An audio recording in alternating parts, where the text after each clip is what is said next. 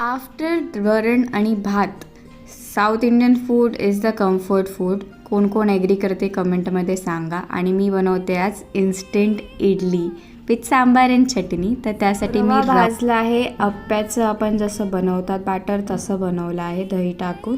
आणि मग त्याचबरोबर मी सांबार आणि चटणी बनवली आहे घरी. बाय द वे, इथे नारळ ओलं खोबरं मिळणं is a treasure Hunt actually. आणि माझ्याकडे इडलीचं भांडं नव्हतं, तर मी हा असा इन्स्टंटवाला इन्स्टंट इडलीसाठी जुगाड केला. त्यानंतर शेंगा इथे मिळणं तर अशक्यच आहे, तर म्हणून मी गाजर टाकला आहे सांबार. काही पदार्थ नव्हते तरी तो पदार्थ खूप छानपणे बनलेला, कारण मी खूप आनंदाने ते बनवत होते आणि माझा नवरा खूप आनंदाने ते खात. तर आयुष्यात पण असेच समाधानी राहा. Live in the moment my friend, आणि enjoy your life every day, कारण you don't know when it will be last. आणि माझं ज्ञान आणि रेसिपी कशी वाटली ते कमेंट करा आणि लाईक फॉलो करा. बाय.